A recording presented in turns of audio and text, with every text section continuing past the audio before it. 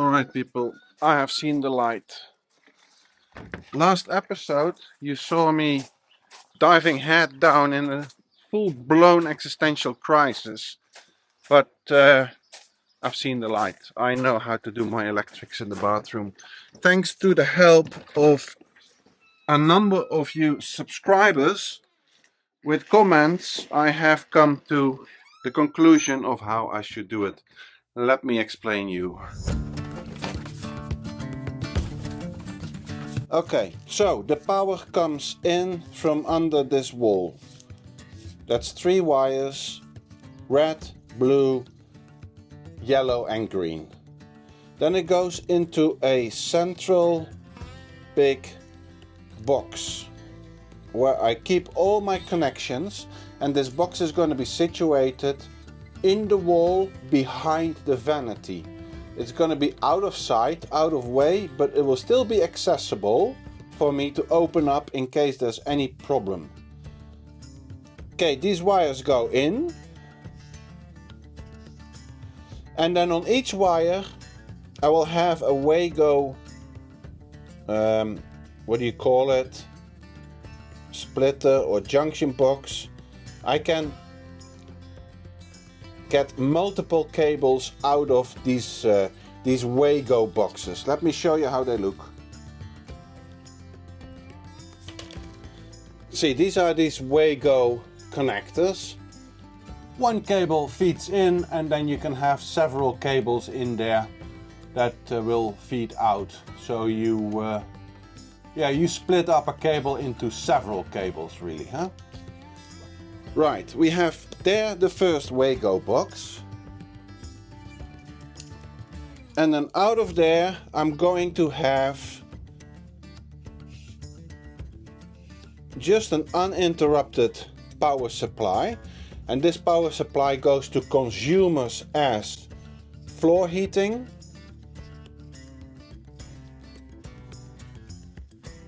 my exhaust fan. I'm going to have an exhaust fan in the shower cabin that is hydrostatically regulated. I'm going to have an outdoor power supply. I'm going to have an outdoor light next to the door, adjacent to the door. This cable will lead to the wall that's going to disappear behind the cabinet that we're going to build. I'm going to have to need 2. One to that back wall, and indeed I need to have a second to the floor heating, because I want to have the floor heating thermostat switch on the same wall as my light switches, right next to my vanity. Okay. And then I am going to have my leads going up to my switches. These are double toggle switches. And now I'm going to have power supply to my switch, and then a return into switchable power supply, if I say that correct.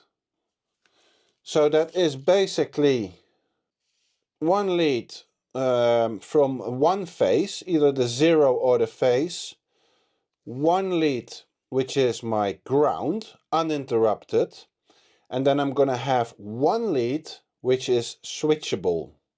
So this goes in, and I'm drawing it outside the box just to make it more clear.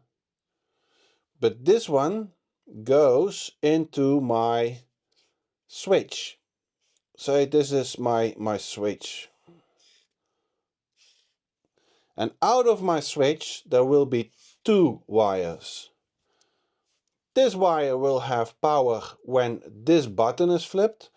This wire will have power when this button is flipped. They can have both power at the same time, obviously, but it is determined by the flipping of that button. And then I'm going to extend these again in a Wago clip, a Wago, what do you call it, junction, I don't know, you'll see it in the subtitle. and there will be several out of there. Same for this, another Wago, and also several can come out of there. So say lamp 1, which is this. By the way, that's not somebody bending forward pulling his pants up. That's a lamp. These 3 can go to that lamp, or series of lamps. If I have another lamp or another series of lamps that I want to have controlled by the other switch, then this one will go there together with one ground and one 0 phase. Because you only need to have one phase switchable, we still can use these, the ground and the other phase, uninterrupted. These Wagos are preferably all inside this box, because an uninterrupted cable, power cable, doesn't cause a problem. It's the connections and the joints and the switches that are going to cause problems in the long run, possibly. So this is the schematics of how we are going to set it up. Unfortunately, I don't have all the correct colors, otherwise I could color code them. But this is how it's going to look, and I'm going to show you without talking too much, because in the last episode I was non-stop talking. I'm going to show you now how I'm going to do it.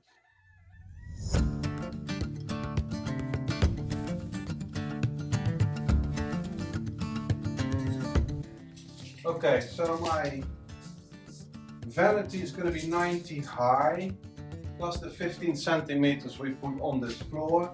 So that is 105, so it'll come to about here, this level.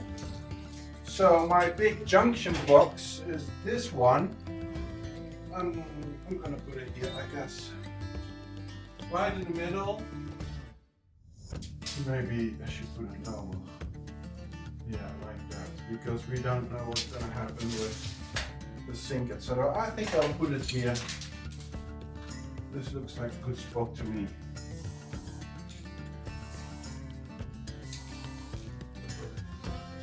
Yeah, I'm gonna cut that out. Yeah, let's just take it step by step.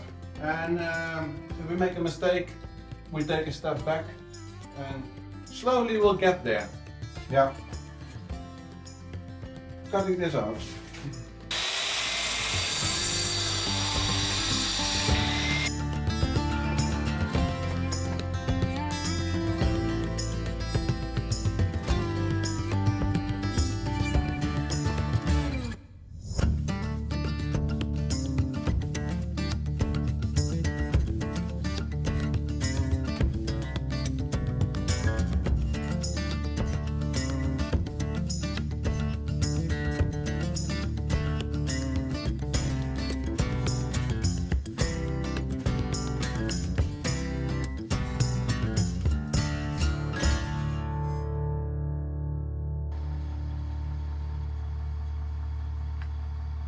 Oh, this thing is just so well worth it. My advice, if you're gonna do a lot of dusty work, get one of these full face masks for a fraction more than just a partial mask. Bloody hell, I should have bought this 2 years ago, huh? We just made this recess for this central junction box, so to speak. It's gonna be sitting here, cables coming up, going in, going to the light switch, coming back, running up to the light, running on a sideways horizontal channel through conduit up. That's all good. I just need to remember I need to have one more outlet here, because we want to have electricity outlet points in the shower, in the vanity as well, of course. A hair dryer, a razor. Yeah, I just need to cut one more for the floor heating thermostat. Oh, I hate this cutting. It's just, I just had my trusty camera damaged because it tipped over, because I bumped into it, because I couldn't see anything. I think that YouTubers doing a vlog in these circumstances, like myself, really dirty, really dusty, potentially dangerous, we should be awarded extra. I mean, the amount of camera gear I just go through in a year's time, just because it gets damaged by dust and by water and by moving it around all the time, you know, in these environments. I have to reset up my filming equipment several times a day. Sometimes I envy these guys who are just working from a workshop and just showing how they build a table or something with always the same lighting and a dust-free environment and a nice big camera on a tripod. Anyway, well, you could help me. You could help me by subscribing, by liking, by commenting, and by buying me a coffee, like these people here below have done. If you think I deserve it, you could buy me a coffee, maybe once in a while. Thank you. Right, I'm gonna cut a little bit more. Let me change over cameras, bring you to a safe spot, turn this one on, don't mind the scratch in the lens. You're not gonna see much anyway, it'll be all dusted up.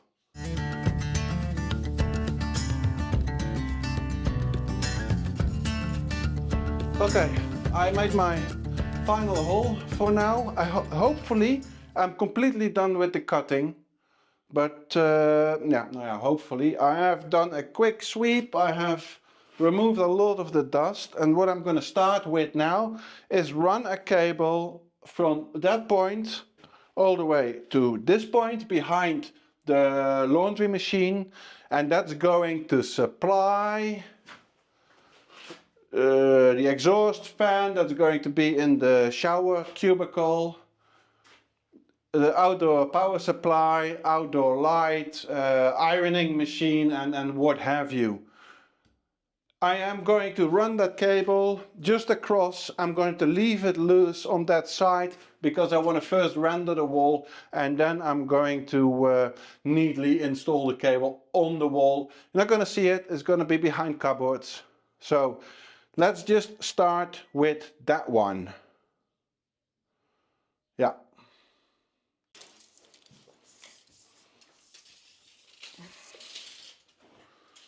$280, $290.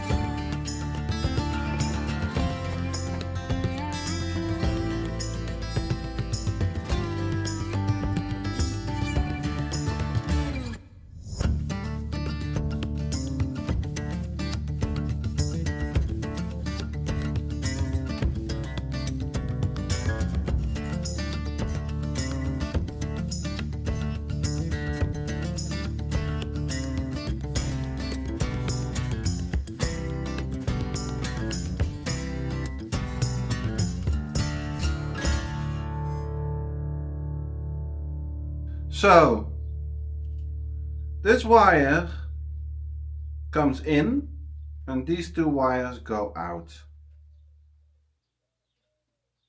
Yeah. So in this case it's a blue wire, so the brown wire, oh no, the red wire, we're in France. The red wire and the ground wire go straight to the consumer, the lights in this case. And then the blue wire runs via this switch, and this is a double toggle switch. So this is the way it needs to be installed.